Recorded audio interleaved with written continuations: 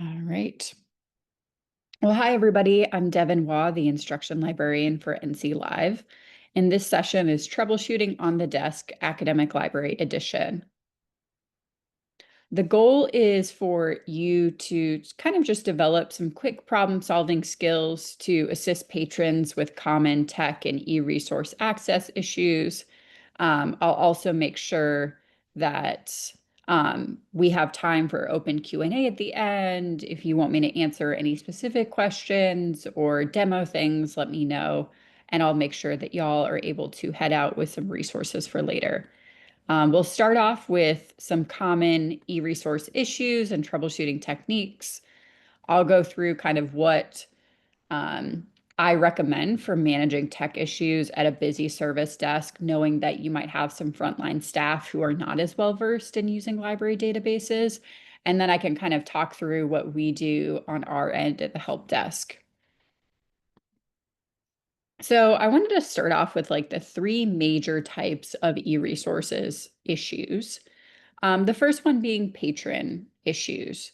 So these problems might be due to user error, lack of knowledge, or new students. We get questions on our help desk of students across community colleges and four-year schools about um, not being able to log in or their student ID and password not working. And we recommend with those students that they reach out to the library or their campus IT to reset those. What I recommend with those is a team of experts is not required to help those individual login problems. It's really just a matter of maybe having some documentation at the service desk about what to do when your campus ID is not working or your password needs to be reset, and then just making sure that you stay in touch with your campus IT in case anything shifts or affects that login process for them. But that's something that we kind of try on our help desk to educate patrons about is we don't have access to patron accounts for our member libraries. That's not how we work. And it's really about contacting them, being able to contact you all, their library, and their campus IT to get that sorted out. Um, with patron level issues too, sometimes it can be a broken link. And one thing that's helpful is if, they are logging in, their campus ID is working fine, but then they're dropped off to a weird error message. What I recommend is always asking, what link did you use? Where did you go on our website? And really making sure that it's a properly formatted link where there's the proxy prefix in front, um, and the direct link to the resource after that. I've included an example for Catawba Valley Community College here for Films on Demand. Ask students to take screenshots and really retrace their steps as much as possible. So when you need to loop in the help desk, we know exactly what troubleshooting has been done. And we have documented screenshots that we can bring to a vendor. This just kind of ensures that we have all the information that we need to help on our end with replicating the issue. And then we're not trying to kind of go back and forth to gather that information with the student. In-house. So in-house issues could be problems related to cataloging, bad links, proxy issues, or even website design. An in-house issue may impact more than one patron. However, the problem can be solved using the expertise of on-site professionals. So library staff, if you are a team of one, um, I recommend kind of just trying to troubleshoot individually and then loop us in as you can.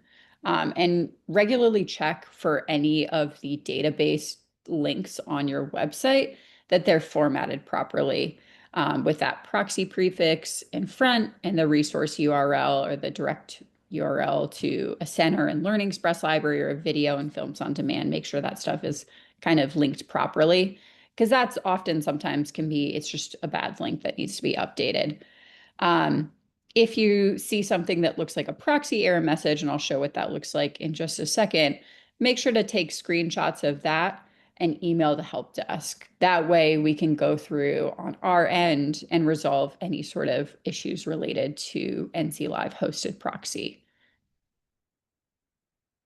And with this, in-house issues can also include something like, um, from our end, when you tell us about a problem, we will check and see it and test other libraries' proxies to make sure that, is it a system-wide issue that all of our member libraries are experiencing? Okay, then we can kind of bring that to the vendor. But that kind of helps us figure out, all right, is it just an issue that's happening at Fayetteville Tech Community College? And then we can kind of move along and support, that resolution.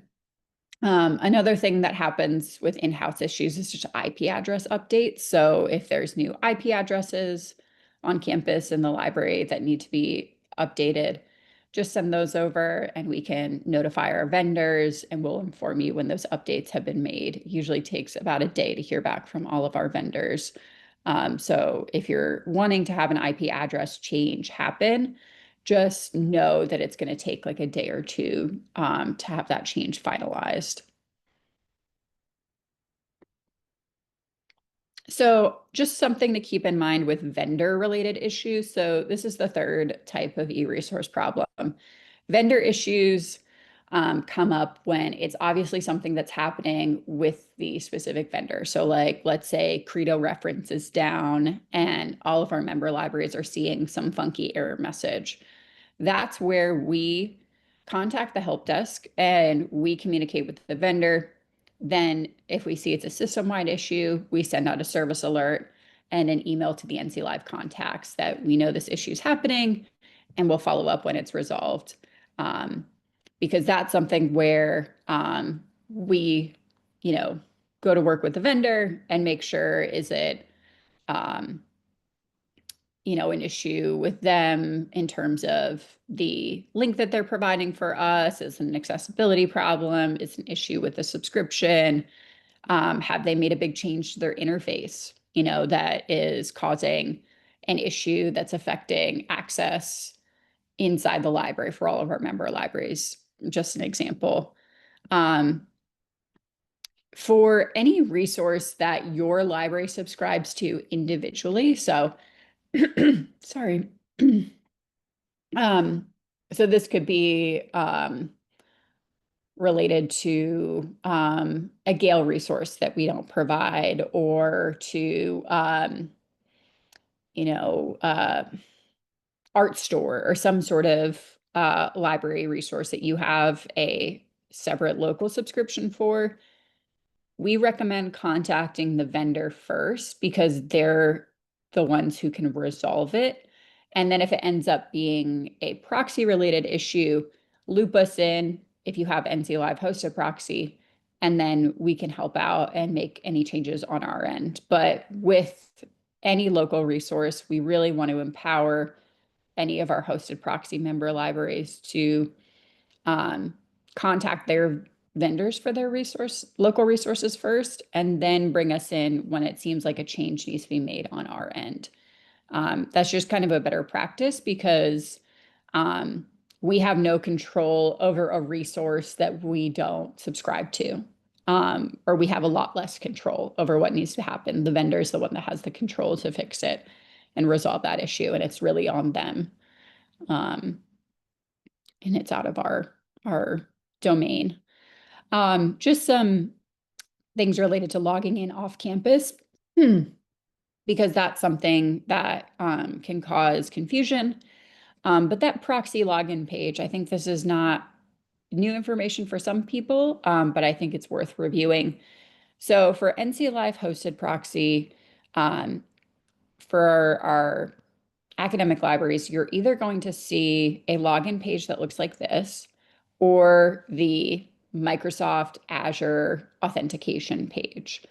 What we're doing here and what hosted proxy is, it's this authentication system for offsite access so that students can use all the databases that they have from outside the library. This is increasingly important.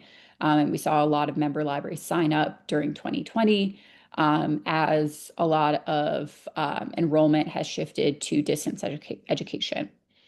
What information do they enter? So in this example from Catawba Valley, they enter in their username and password, and then their community users have a library card number option.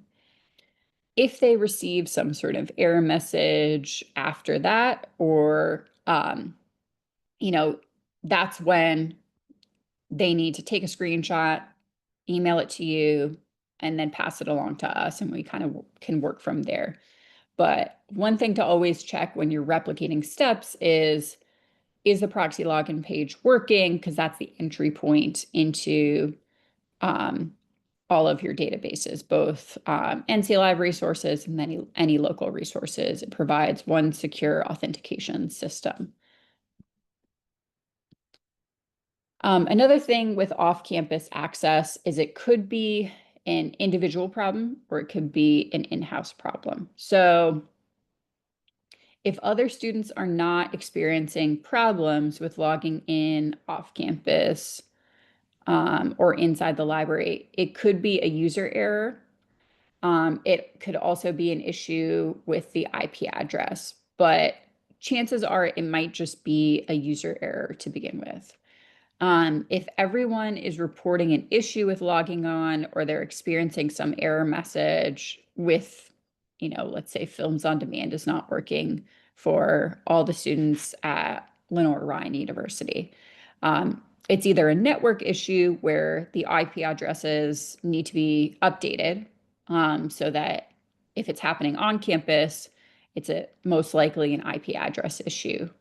If it's happening both on and off campus or off campus, then it's a proxy issue.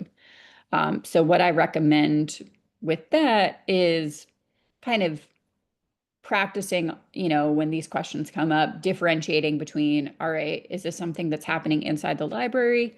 Okay, that's an IP address issue. If it's something that's happening outside the library for a student at home, that sounds like it could be a proxy issue or a vendor issue. And what I recommend, as I mentioned earlier, is having tips ready for resetting passwords, some sort of sheet or checklist. And then having IT contact information handy if students need more support. When we get those questions about students, their passwords not working, that's not something that we can fix on our end. So we just kind of provide the contact information for their library and say, this is not something that NC Live's in charge of. But if you can kind of get ahead of that and share that information proactively or when it happens on the desk, that can be really helpful too. So a proxy error message. This is an example of the kind of error message that you might see. If your library has NC Live hosted proxy, screenshot this message and copy the link, whatever link you have that you were taking to that database, and email it to the help desk.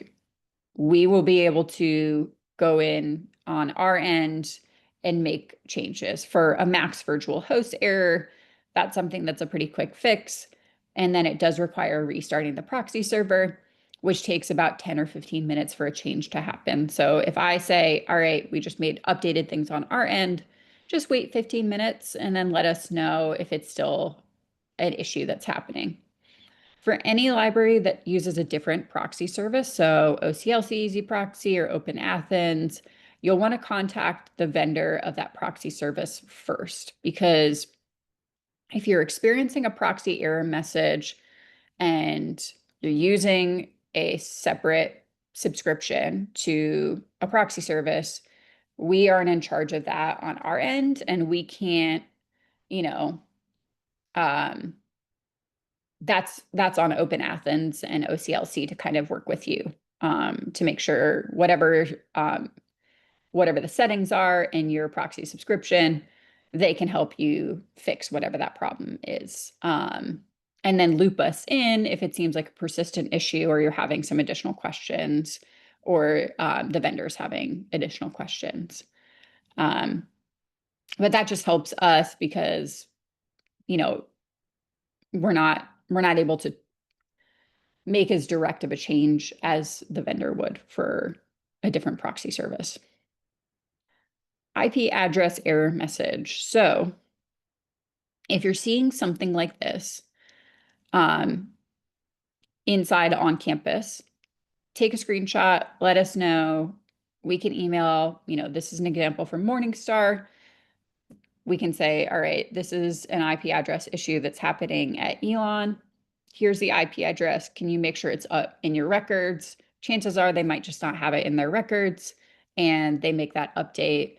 We update our records and everything gets switched over without a problem. And then the student that might be affected by this, if you follow up and say, hey, we were able to make that IP address update, that is one way that we can kind of just resolve things quickly.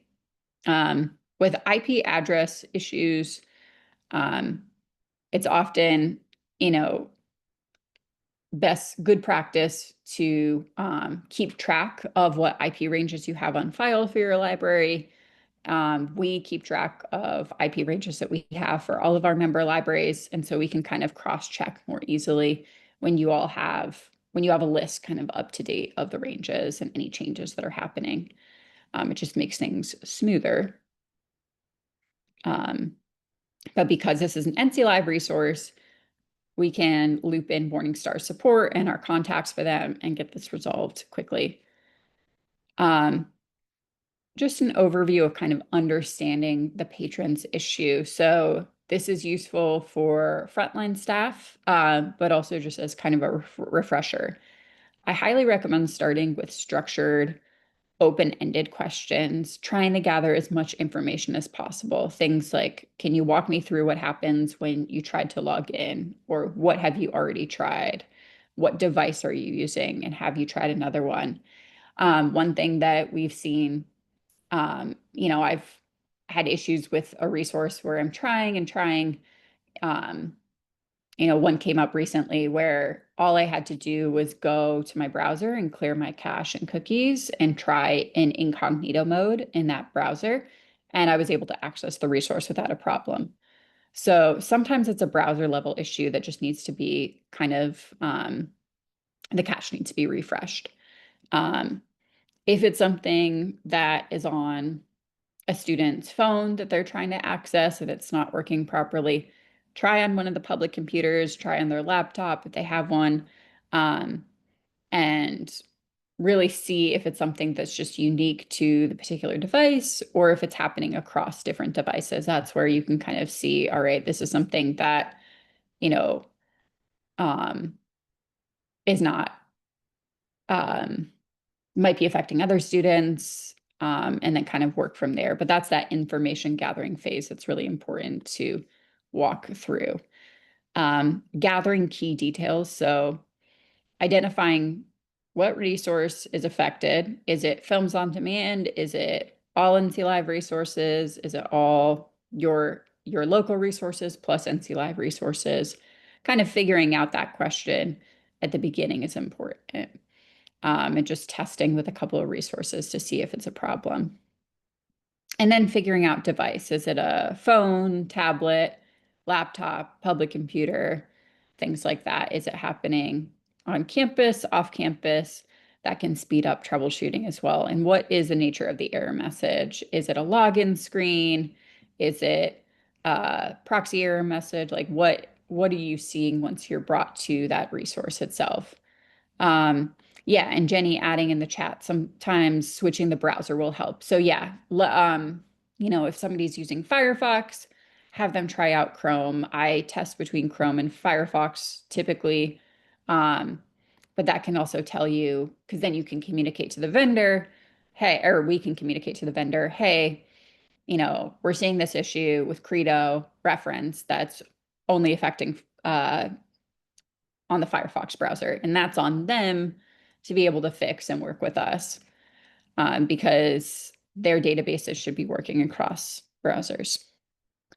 Um, and, just having that sort of question, because people, I think, especially students, they might be in a database right before the deadline for a particular assignment or at the end of the semester, and they might come frustrated to the service desk or calling up the library for help.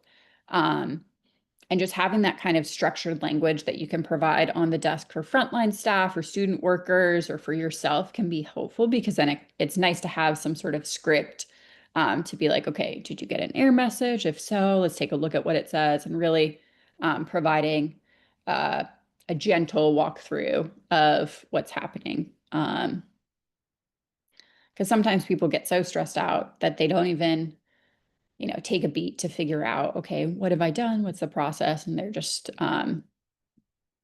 their anxiety can sometimes get in the way of that problem solving part, which is fine. It happens, but it's definitely something to keep in mind.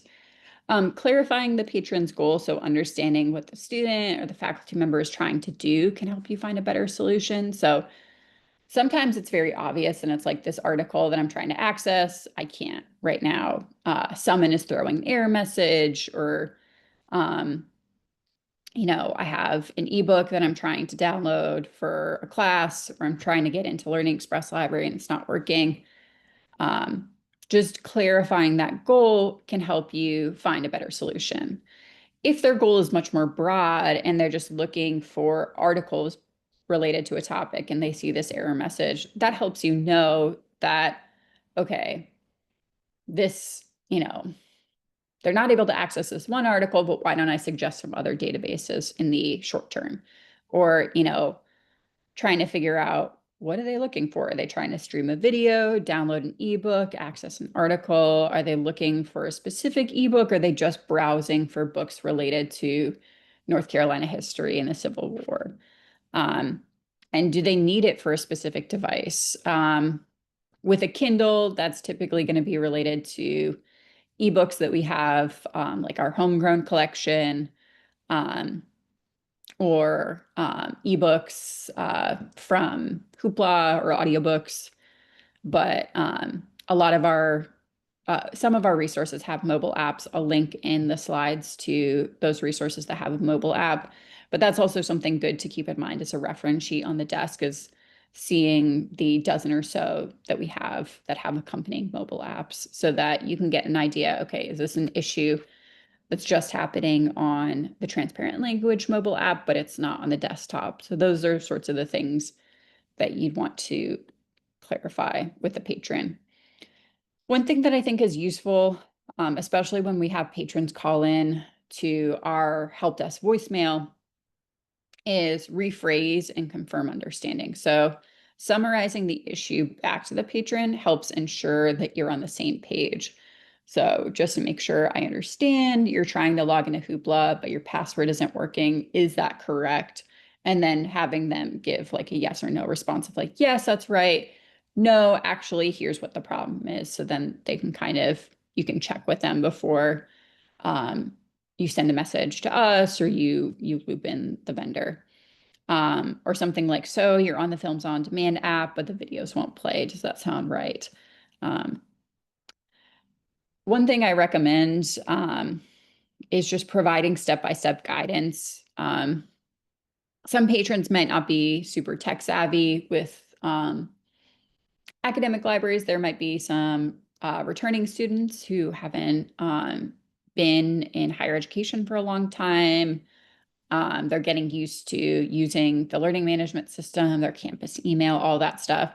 So breaking instructions up into these small manageable steps can be really helpful. So let's try this together. First, tap on the menu icon, or um, I'll guide you through it. First, go to the website and click sign in. Let me know when you're there, things like that. And that kind of helps slow the interaction down and say, all right, let's see what we can do in the next 10 minutes or so.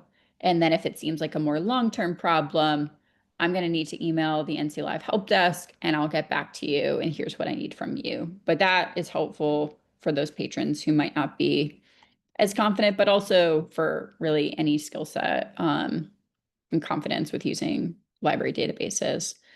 Knowing when to escalate the issue. So this is something I was kind of leading into. If it can't be done in less than, I would say, I ballpark as like 10, maybe 15 minutes, make a paper trail and follow up with the patron. So take screenshots, copy the links, list out the steps taken. And that gives us an idea of what's happening, what we can test on our end.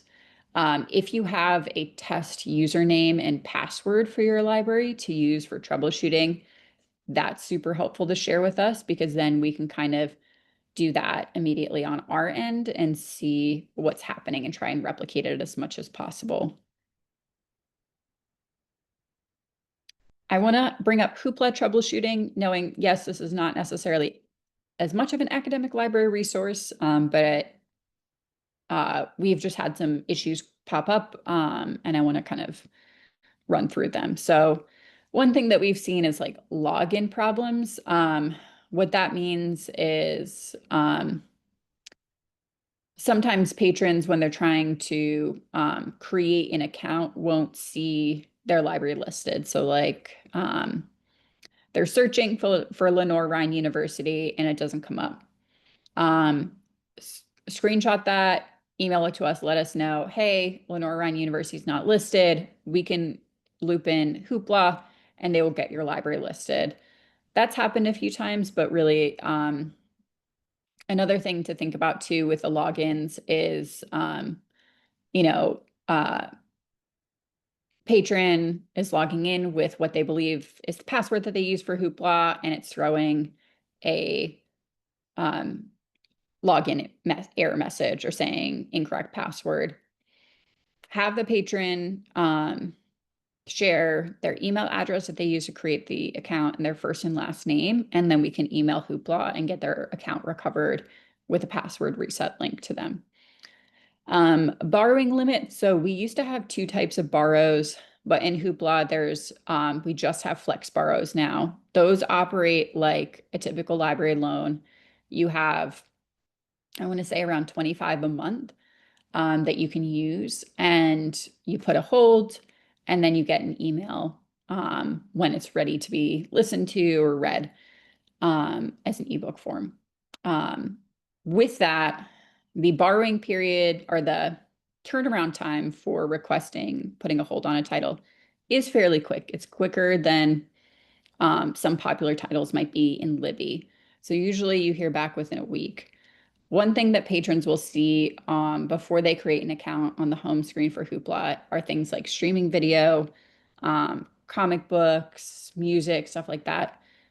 In the NC Live subscription for Hoopla, we only have ebooks and audiobooks. So that's something to remind patrons that there's add-on content that some libraries subscribe to, but in your library subscription, it's just ebooks and audiobooks through NC Live. If there's a weird app glitch, or you're logged out of your account on the app or you're seeing something funny, let us know, and then we can loop in Hoopla and make sure that um, they're able to fix things on their end or kind of resolve what's happening with the mobile app. Just some troubleshooting steps.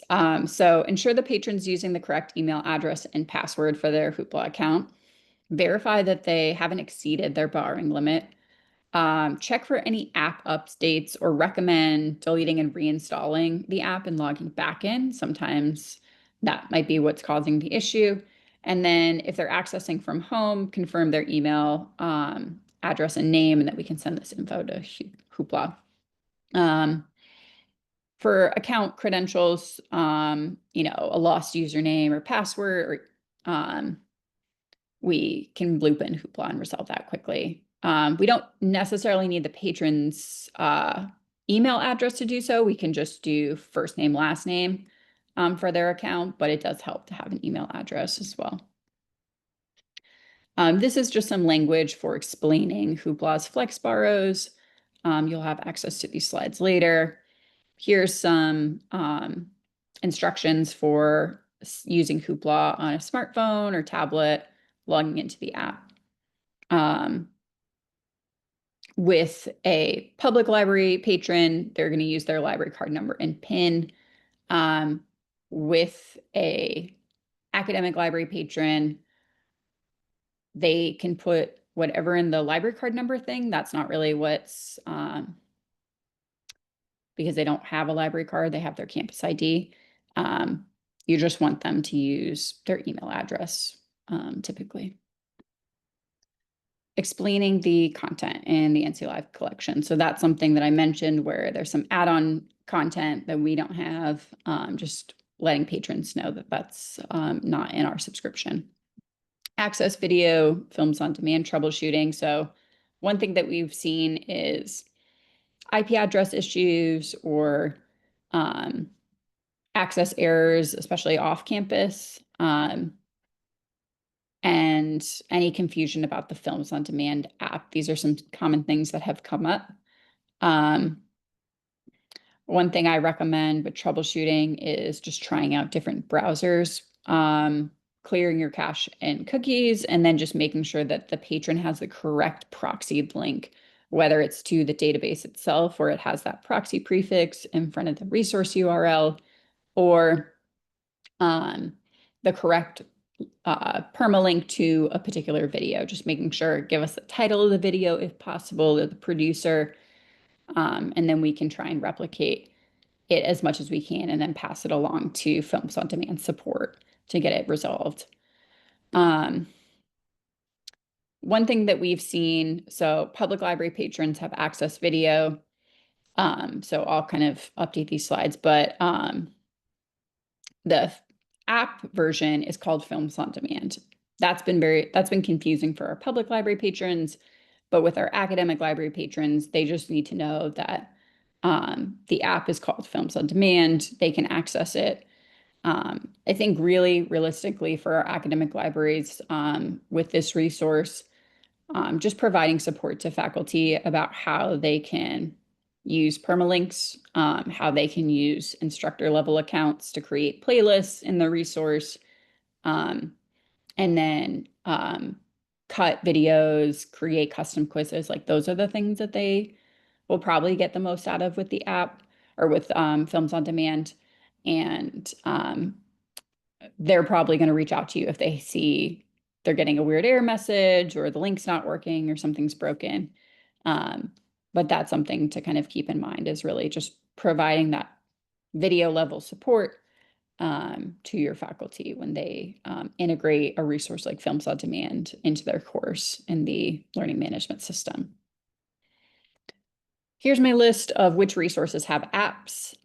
This is good to keep in mind. I've also linked to some details and setup instructions. But eBook Central has a new app that they launched last month.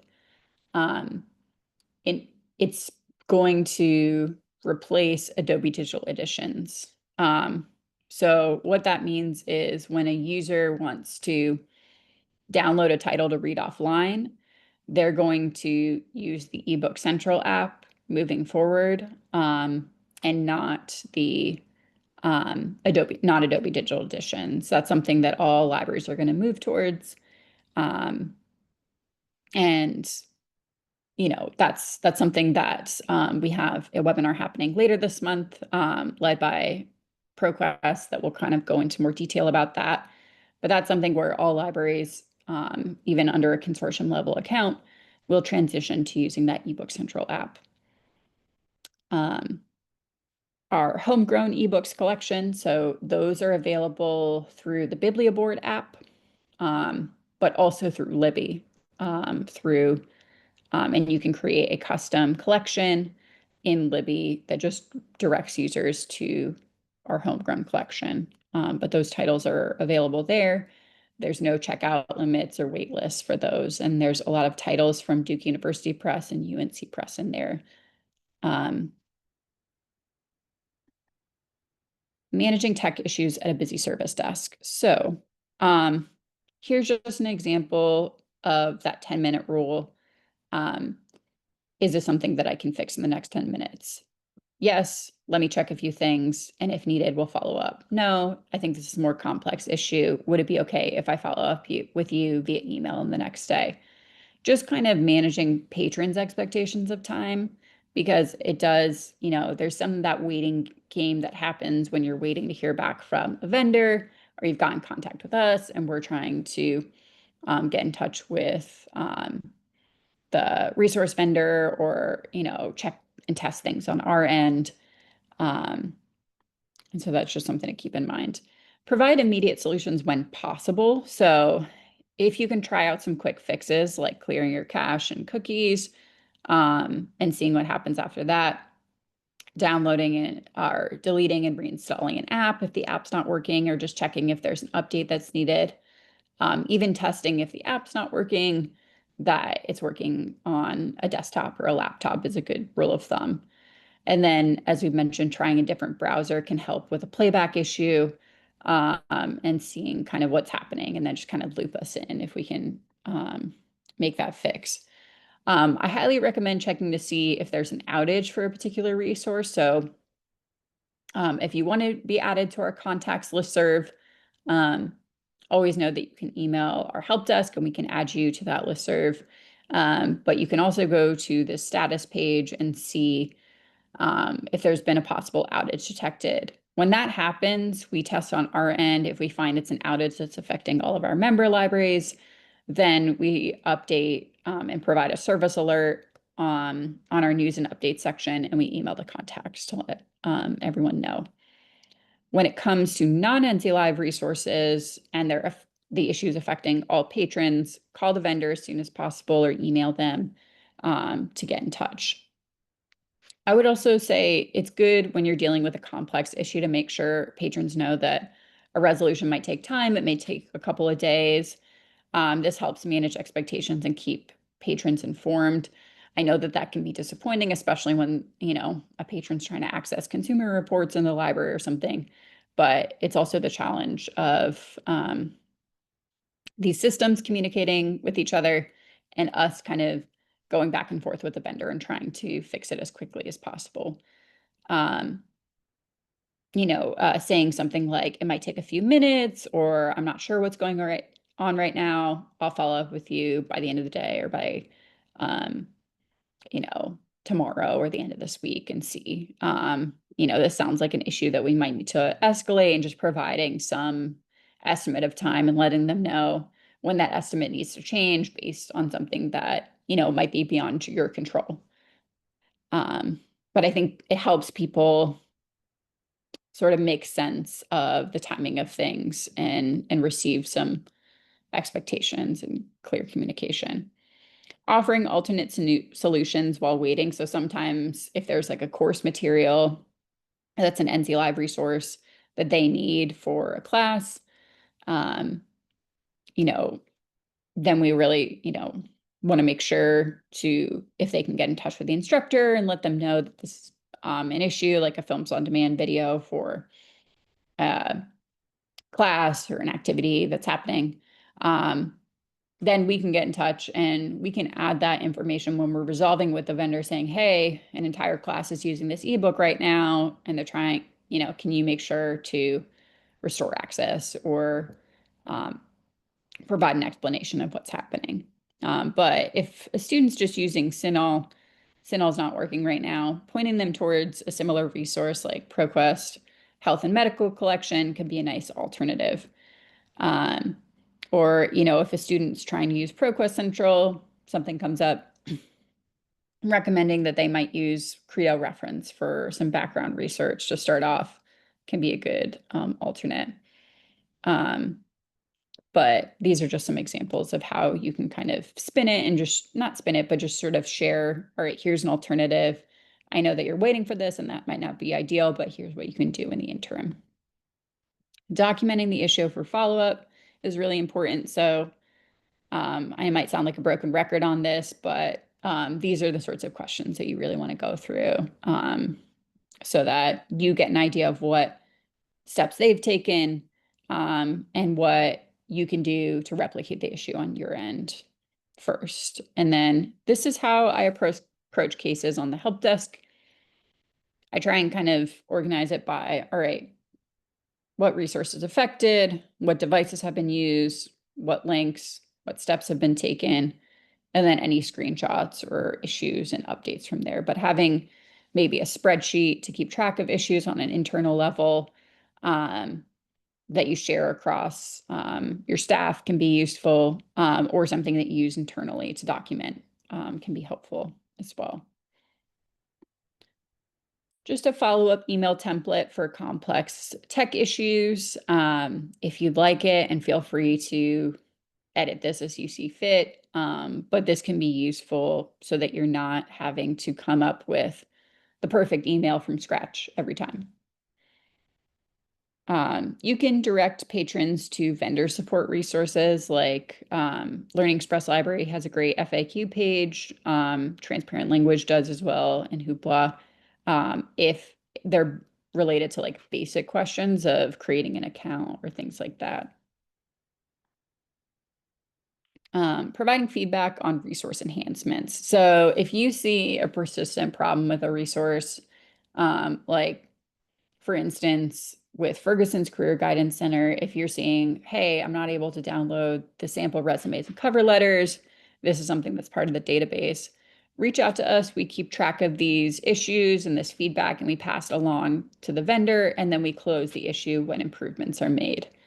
For non-NC Live resources, if you can, go straight to your primary contact or your account rep for that feedback or open a ticket. With EBSCO and their user interface updates that have been happening, we've held various webinars on that, and they have, they want people to open tickets to provide feedback on things. They're taking that feedback into account as they deal with that transition to a new UI and what comes with that. Making a plan. So do you have a plan for e-resource management at your library? If you have multiple staff who might be tasked with troubleshooting, know the expertise of each individual. If some are better about managing proxy issues, if some are better with restoring passwords and working with campus IT, that can be a useful way to kind of assign things and cross-train people. Knowing who's in charge of the website or libguides, so that when there's a broken link that happens on a libguide, somebody's able to go in and make those updates quickly and consistently can be helpful. Who is the proxy admin? So for our NC Live hosted proxy member libraries, if you don't know who has access to that proxy admin account, or you can't remember the password, just know that you can email us and we can restore access quickly. And you can also create a new account for proxy admin if needed. Vendors keep an up-to-date spreadsheet with vendors, contact names and numbers. Subscription due dates and renewals can also be helpful as well. But having that information on your end for your local resources is key. And then for NC Live resources, we keep track of that. And that's what we really strive to do with our member libraries is kind of take out the guesswork, and anything that we provide access to, we're managing, and we have our databases that we use to keep track of things. Make a plan. So in addition, I think it can be useful to make a list of common problems and solutions as documentation. Having a contact list of who's your campus IT contact, what's your proxy admin account, who's your person in charge of cataloging can be good. And then more of that contact list that you can kind of build out is useful. So we have time for Q&A. And I wanted to kind of open that up. Feel free to send in the chat any common troubleshooting scenarios you've encountered, any additional challenges or solutions, and I'm happy to talk through any live troubleshooting examples as well.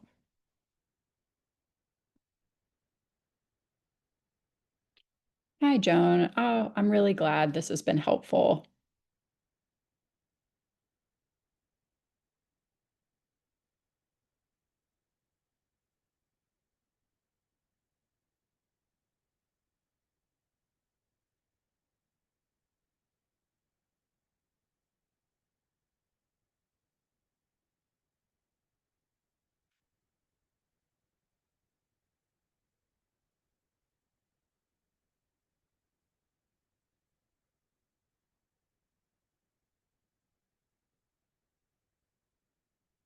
Anita sharing, we have a number of students in the BLET program who've called unable to access their class ebook from work. It turned out it was a firewall issue. Yeah, that's something that's come up sometimes with student access, which is public libraries through NC Cardinal um, provide access to resources for their local school systems. And sometimes what will happen there is there's a firewall um, for the county schools, and they're not able to access like Surge Discoverer or something. And we, when they email the help desk and let us know, we can kind of guide them through, um, is this a resource issue or is it something that school IT needs to resolve on their network settings?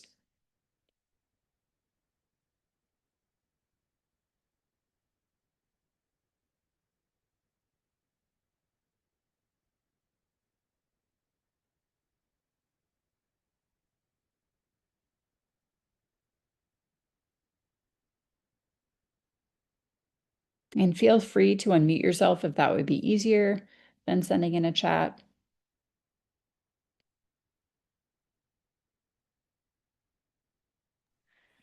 Hi, this is Jenny Davis, Vance Granville. Jenny.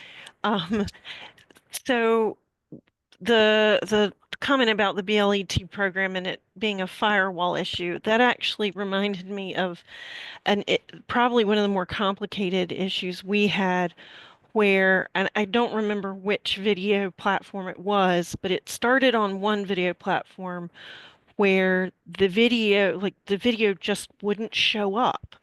Like you could get to where you needed to go, people could access it, but there was no video. And it took multiple uh, conversations with different folks, NC Live, ProQuest, different places. And I can't even remember. And then it started happening on the other video platform, which was one we didn't subscribe to through NC Live. And it turned out it was something happening on our IT's end. I don't recall the exact issue, but it was like it had something to do with firewall, something wasn't whitelisted. But that was probably one of the more Mhm. complicated issues. Um, I think sometimes when it's on the back end of like your school's IT protocols and stuff. So that's when it gets complicated. Yeah, absolutely. And with our hosted proxy service, we try a lot of the control that you have over local resources is through proxy admin. Campus IT obviously helps with the setup of that. Um, and so that campus IT doesn't need to be brought in for certain resource issues in the future. But there are cases, like you mentioned, where you do need to kind of bring in campus IT if it's something that seems more involved and like it's affecting something on campus.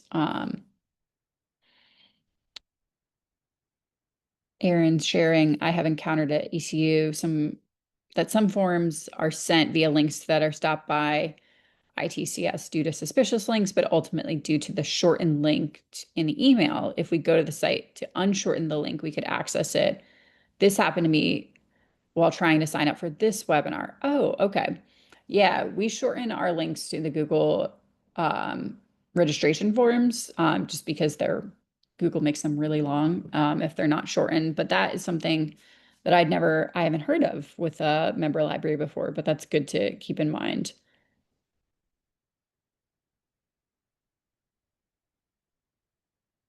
Yeah, and maybe we will unshorten our links knowing that it's being flagged as suspicious. But yeah, thanks for bringing that to my attention.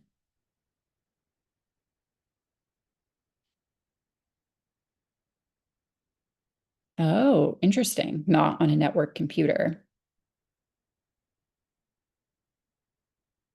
Yeah, that's good to know when we create signups for things through Google Forms.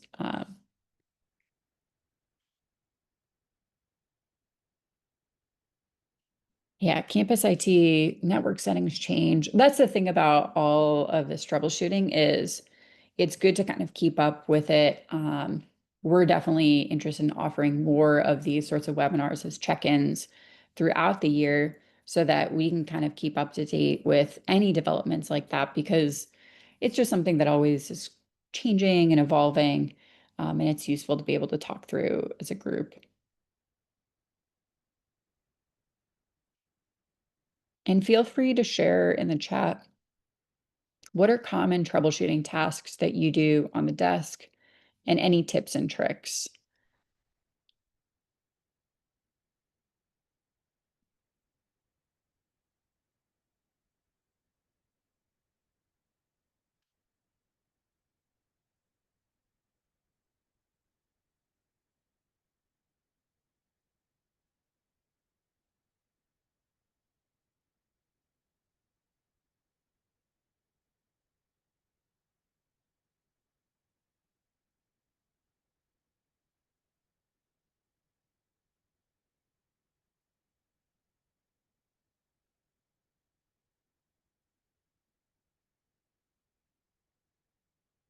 I think one thing that's good to keep in mind with e-resource troubleshooting is there's not really a class on it in um, master's programs. It's often something that we learn as we go on the job.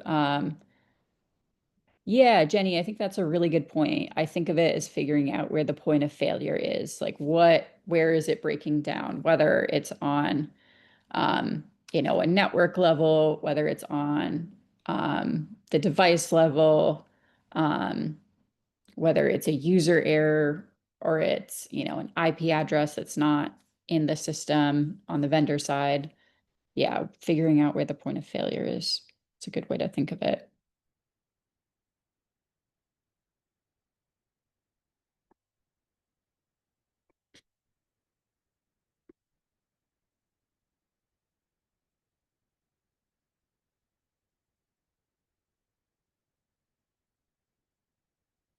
All right. Well, I do want to ask as well, what resources do you find that you troubleshoot a lot? Um, what are the ones that come to mind the quickest?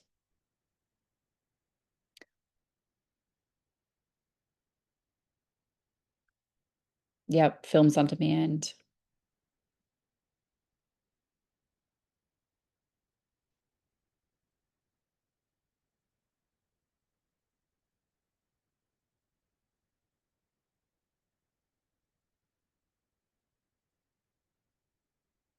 Folks, feel free to add, or anytime instructors don't include the proxy link or that prefix. Yeah, that's something that um,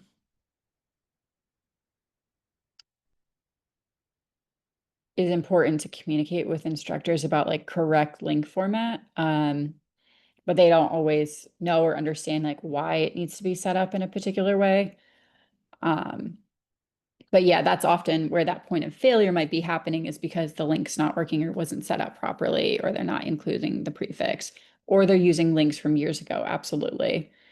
That's where I feel like the kind of checking maybe in quiet periods after the semester, going through libguides and just having, student workers or just taking the time to just check links across your libguides and um, across your A to Z list can be really helpful.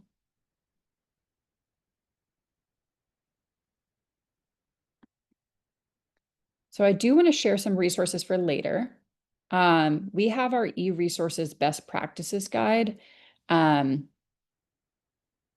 uh, direct links to NC Live resources. So these are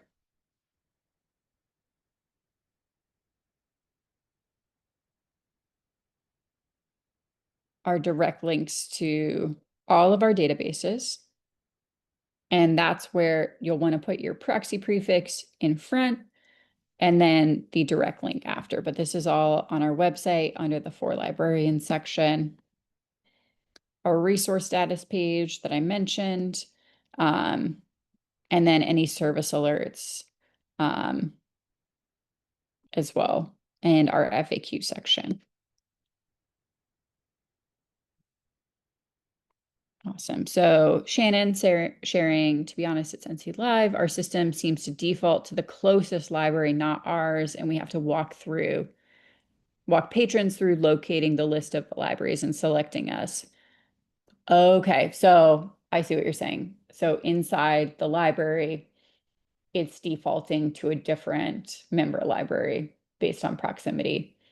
Um, if you could email us, that's something that our web development can fix with the Google plugin on our website so that it defaults to your library.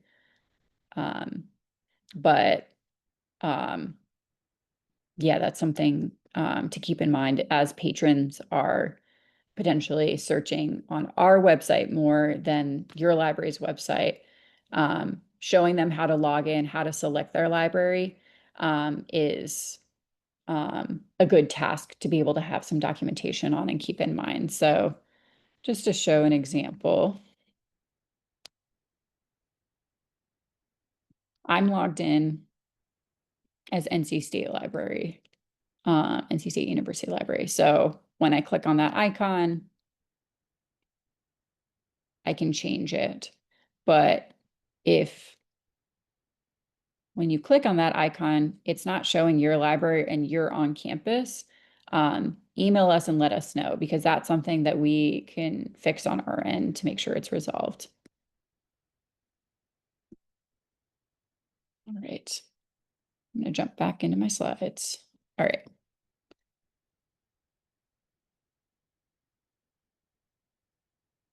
Okay. Let's see. The links to articles with databases and the links found in citations give us the most trouble or give our students and faculty the most. It's not consistent between databases and that trips people up. Yes. So sometimes what happens there is like checking your admin accounts for the database to make sure that they have the right proxy prefix. And if their citation builder is not generating the proper direct link to the resource, let us know. And they need that feedback because that's, if it's not consistent and it's not passing, the instructor that's checking that resource to the article itself, it's not doing its job effectively. Sometimes the links with citations have a proxy embedded and some don't. Even giving them a page like this doesn't make all of that clear. Okay. Yeah. All right. I see what you're saying. A purpose of proxy linking. Yes. Okay. Yeah, that's a good thing. And that's really, in terms of the three issues that I outlined at the beginning, that's a vendor level issue where, um, if you're having issues with search results and summon showing up for a database that you no longer have access for, that's where you loop in and check what codes you have for summon for that you're subscribing to, or if you're seeing um, I'm seeing this in Summon, but I'm not able to see it in ProQuest, then we can check with ProQuest and see, did they remove this journal? Did they remove this, set of years for this particular magazine or journal? And then we can kind of work from there. But yeah, that's something that's just realistically part of the nature of these databases is when they change access or their citation builder gets updated and um, just keeping track of that and keeping us in the loop. It really is not consistent between databases because every vendor has a different setup for that, but that is something that trips people up. So I'm glad that you shared that, Angela.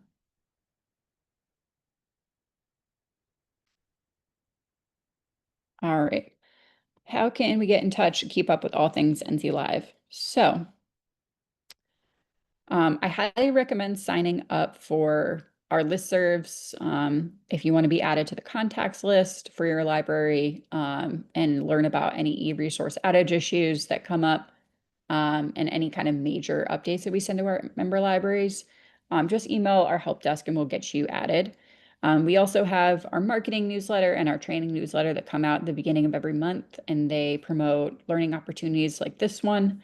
And with your feedback on the follow-up survey, let us know if, and we look forward to the opportunity to offer more e-resource training and webinars in the next year in meeting y'all's needs. Always know that you can email help@nclive.org. We no longer have the chat function for our help desk, but with our email, we are able to respond to that Monday through Friday, 8 a.m. to 5 p.m. And then if you call our phone number, we check that voicemail and we reply back to you through that as well. But any questions? I know we're at time, but thank you all so much for joining me this Tuesday. I hope this was helpful, and I hope you have a good rest of your week.